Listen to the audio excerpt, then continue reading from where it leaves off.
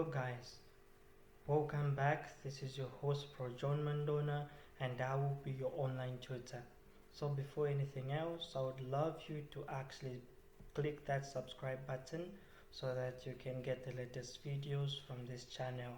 So today we're going to do something different as we are going to go to secondary level under biology, and we're going to actually go through quickly in this paper, which is biology paper 2 coming from 2018, an examination paper. So let us dive in, and please do not forget to subscribe to this channel. Let us begin. So this is actually how the question paper comes. This is how it is prepared. 2018, this was written in October 2018, a theory paper. So we're going to go straight to the first question. So the first question begins to say, section A, where you have to answer all the questions, and it could be explanation or one-word answers, and we're going to start with question 1. So in section A, the question is saying answer all the questions in the spaces provided below in this question.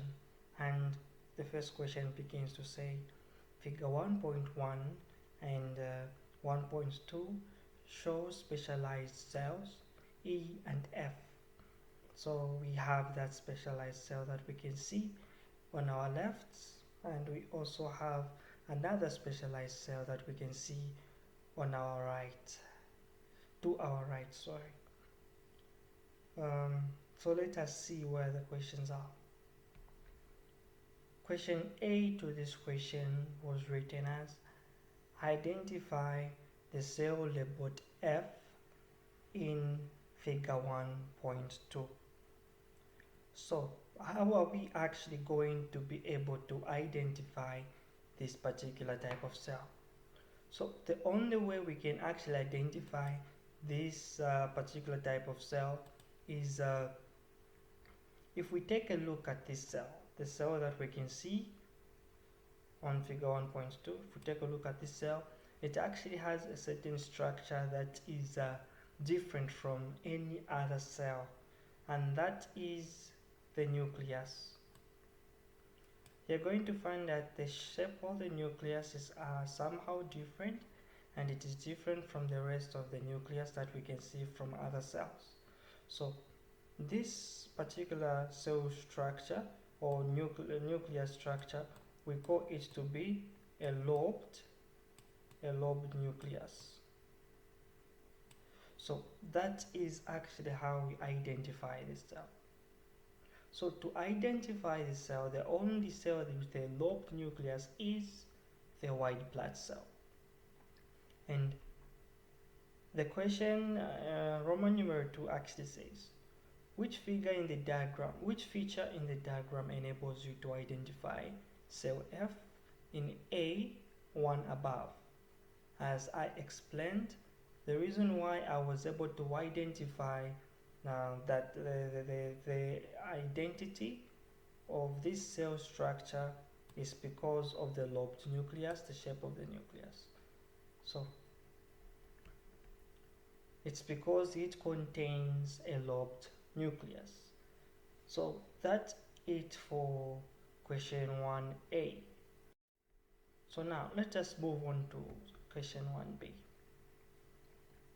So for question 1B, it records to say, Roman numeral 1, figure 1.1 shows a group of similar cells.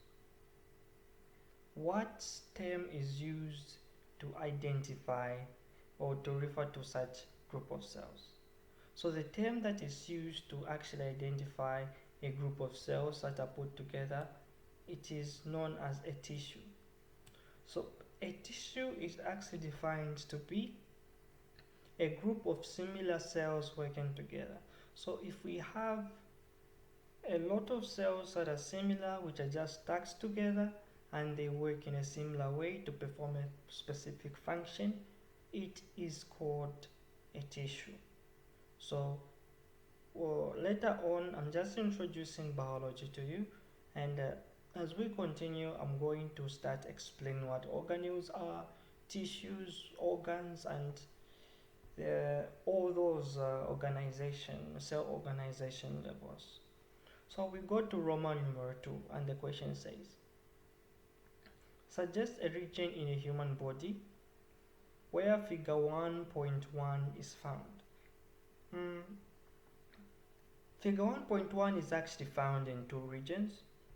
The first region is that it is found along the nose, the trachea region, and the second part where you can find this particular type of cell is along the fallopian tube, or in other words we say the oviduct. So these are the two places where you can find figure 1.1. And figure 1.1 give one function of the part labeled G. So the function of the part labeled G in figure 1.1, first let me actually identify this particular cell. Figure 1.1, this cell is actually called the ciliated cell. That's the ciliated cell. That is what we call this cell. So figure 1.1 is actually called the ciliated cell. So this ciliated cell contains what we call cilia. So cilia is actually the part labeled G. So cilia is like some, in simple terms, in layman's terms, I would say hair. It looks like hair, but it is some elongated flagella.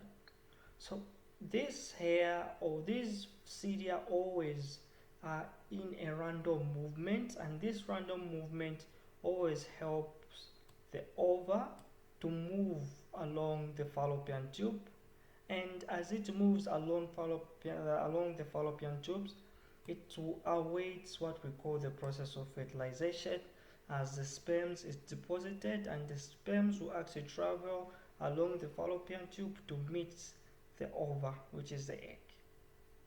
So the function of the G, of the part labeled G, is to move the ova along the fallopian tube for fertilization purposes. We move on to C. Before that, the other function could be to trap dust particles from air in the nose. So as I said, that the figure 1.1 is actually found in two regions, and the first region is the nose. Along the nose, its function is to trap gas, to trap dusts. As air goes into the body through the nose, air comes with dust particles. So those dust particles needs to be removed, and it is removed by the same cilia as it cleans the air. So let us move on to C. So for C, the question reads, C Roman numeral 1 states two specialized cells found in plants. So the two specialized cells found in plants are, here we're talking about any specialized cell as long as it is found in plants. And the first one that I'm going to give, there are actually a lot, but I'm going to start with the phloem. I can give any specialized cell in plant that I would think of. And the other one is a xylem cell. So I have only mentioned two, but you can also mention the root hair cell, the palisade cell, the spongy cell, the guard cell, or the epidermal cell. You can mention all those types of cells, it is fine, as long as they are all found in plants. For Roman numeral 2, it says, for one named specialized cell in C Roman numeral 1 above, according to the answer that were found, explain its function. So since I've mentioned the phloem cell and I've also mentioned the xylem cell, so I need to pick any of the two that I would want. But since this is just a tutorial, I'm going to explain for both. So the phloem cell, its major function is to transport manufactured material from the leaves to all parts of the plants. As we are all aware, or if you are not aware, let me enlighten you with this knowledge to say, in the leaves, that's where manufactured food is produced by the process of photosynthesis. So as food particles are produced by the process of photosynthesis, those food particles are actually transmitted. Those food material that is being manufactured is transported to different parts of the plant by the phloem cell. We also have what we call the xylem cell. The xylem cell, its aim is to transport water and mineral salts from the roots to from the roots to the leaves.